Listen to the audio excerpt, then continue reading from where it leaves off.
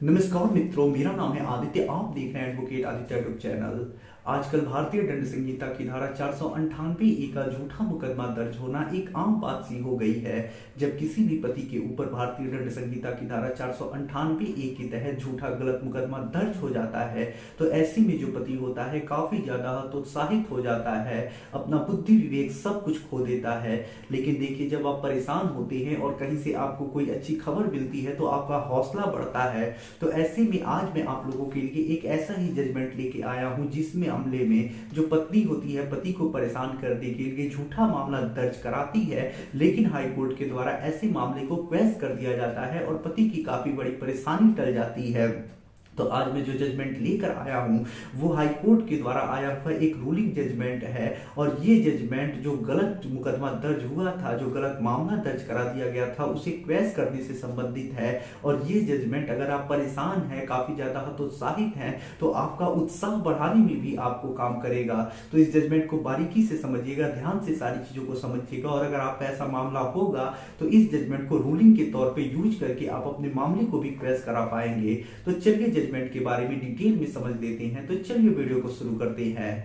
Video में आगे बढ़ने से पहले मैं आपको एक महत्वपूर्ण जानकारी देना चाहता हूं। मेरी एक किताब पब्लिश हुई है जिसका नाम है legal guide for husband in matrimonial cases. अब जैसा इस किताब का नाम ही है legal guide for husband in matrimonial cases, तो इस किताब के नाम से ही आप इस किताब का उद्देश्य भी समझ सकते हैं। तो देखिए, ये जो किताब है, ऐसे पति जो भारतीय दंड संहिता की धारा 498 के झूठे केस से परेशान है, मेंटेनेंस केस से परेशान है, या फिर किसी प्रकार के कोई भी मैट्रिमोनियल केसेस से परेशान है, तो ऐसे ही परेशान पतियों के लिए ये किताब लिखी गई है। आपको इस किताब में भारतीय दंड संहिता की धारा 498 125 CrPC, DV act, divorce case, section 9 आदि प्रकार के जो भी मैट्रिमोनियल केसेस होती हैं उनसे संबंधित काफी अच्छी जानकारी मिल पाएगी। जिससे कि यदि आप झूठे केसों से काफी ज्यादा परेशान हो चुके हैं, आपको कोई गाइड करने वाला नहीं है, आपको कोई कुछ बताने वाला नहीं है, तो ये किताब पढ़ के आप अपनी जानकारी बढ़ा पाएंगे और अपने केस में अपना पक्ष मजबूत कर पाएंगे। क्योंकि जब आपको जानकारी होगी, आप चीजों को जानेंगे, कानून को अच्छी तरह से जानेंगे, तो आपको कोई ठग भी नहीं पाएगा, ठग के पैसे भी नहीं ऐंठ पाएगा। साथ ही साथ आपका जो केस है उसमें आप अपना पक्ष भी मजबूत कर पाएंगे। तो यदि आप इस किताब को पढ़ते हैं तो आप अपने मुकदमे में अपना पक्ष भी मजबूत करेंगे, समय भी बचा पाएंगे और साथ ही साथ आपके पैसे भी बर्बाद होने से बचेंगे। तो ये जो किताब है पतियों के लिए काफी ज्यादा यूजफुल है। इस किताब का जो मूल्य है वो 550 रुपए है, प्लस 100 रुपए कोरियर चार्ज है। लेकिन अभी 50 रुपए इस किताब पे डिस्काउंट दिया जा रहा है। तो यदि आप इस किताब को बाई करना चाहते हैं तो मेरा व्हाट्सएप नंबर आपको स्क्रीन पे दिखाई दे रहा होगा, आप उस पर मैसेज करिएगा कि मैं किताब खरीदना चाहता हूं। आगे का प्रोसेस मैं आपको बता दूंगा। तो देखिए, जब कोई पत्नी झूठा मुकदमा दर्ज कराती है तो पत्नी का ये उद्देश्य होता है कि पति को ज्यादा से ज्यादा परेशान करना, हरास करना। और झूठा मुकदमा जब पत्नी दर्ज कराती है तो हरास जो होता है पति, उसमें सबसे ज्यादा इस वजह से होता है कि पत्नी झूठे तरीकों से, गलत आधारों पे पति के माता और पिता को भी उस मामले में फंसा देती है। अगर पति अकेले रहता तो वो मामला झेल लेता, लड़ लेता, लेकिन जब माता पिता घर वालों के नाम उस मामले में पड़ जाते हैं, माता पिता घर वाले परेशान होने लगते हैं, तो इससे पति की मुसीबत और भी ज्यादा बढ़ जाती है। तो ऐसा ही कुछ इस मामले में हुआ है। मामला पति और पत्नी के बीच का था, लेकिन जो पत्नी होती है वो सास ससुर को भी इस मामले में बेवजह का ही फंसा देती है, घसीट के इस मामले में पति और पति के जो घर वाले होते हैं सबको परेशान करती है। तो ऐसे में ये जो मामला है, इसमें जो एप्लीकेशन लगाया गया है वो सास ससुर की तरफ से लगाया गया है। तो अगर आपके भी माता पिता को आपकी पत्नी ने झूठा फंसाया है तो इस जजमेंट को जरूर देखिएगा। हो सकता है आपको काफी ज्यादा ये जजमेंट काम आ जाए। और अगर आपका ऐसा मामला नहीं होगा तो भी आपको उत्साह बढ़ाने में ये जजमेंट काम करेगा।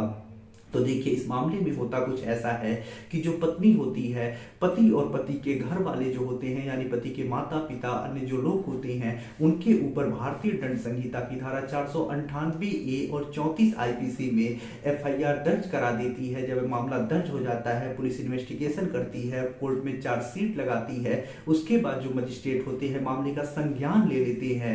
जब संज्ञान ले लिया जाता है उसके बाद जो पति के माता पिता होते हैं, यानी सास ससुर जो है यहाँ पे इस मामले में, वो हाईकोर्ट में 482 सीआरपीसी के तहत एक प्रार्थना पत्र लगाते हैं, जहां पे उनके वकील की तरफ से कोर्ट में ये तर्क दिया जाता है कि ये जो पूरा मामला है वो पति पत्नी के मध्य का है। सास ससुर के ऊपर कोई भी किसी प्रकार का गंभीर आरोप नहीं लगा है। जो भी आरोप लगे हैं वो सामान्य किस्म के आरोप लगे हैं और स्पष्ट आरोप लगे हैं। पत्नी का साफ कहना है कि पति और पत्नी के बीच लड़ाई हुई, जो पति था उसने पत्नी को मारा, फिर से एक बार मारा, फिर से एक बार मारा, ऐसी कुछ घटनाएं दिखाई गई हैं। लेकिन उसमें कहीं सास ससुर का कोई जिक्र नहीं है। सिर्फ इतना ही सास ससुर का नाम लिया गया है कि शादी के बाद तुरंत ही जो ससुर थे वो जो पत्नी है उससे पैसे मांगने लगे, जमीन खरीदने के लिए कहने लगे। इतना ही कुछ छोटा मोटा आरोप लगा है। और ऐसे छोटे छोटे तुच्छ आरोपों के आधार पर यदि सास ससुर को और पति के घर वालों को आरोपी बनाया जाता है तो ये कानून का दुरुपयोग होगा। जब कोर्ट भी इस मामले को देखता है तो कोर्ट यही पाता है कि जो भी विवाद है पति पत्नी के मध्य है, सास ससुर के ऊपर जो भी आरोप लगे हैं वो सामान्य किस्म के और अस्पष्ट आरोप लगे हैं।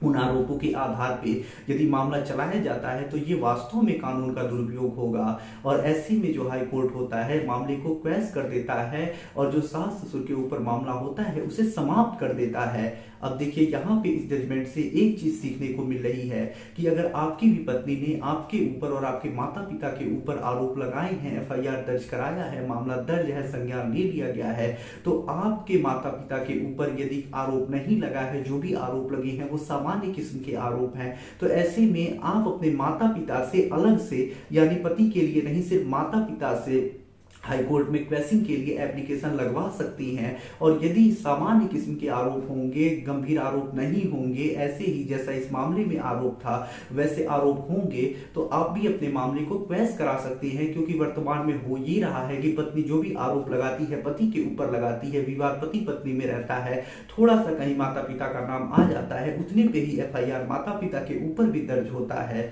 तो यदि कुछ ऐसा आपके मामले में हुआ है तो आप इस जजमेंट की मदद से और ये जो मैंने चीज आपको बताई उसकी मदद से आप अपने माता पिता को इस झंझट से बाहर निकाल सकते हैं और अपनी सबसे बड़ी मुसीबत को जो केस लड़ने में आने वाली है कि आपके माता पिता परेशान होंगे, उससे आप छुटकारा पा सकते हैं।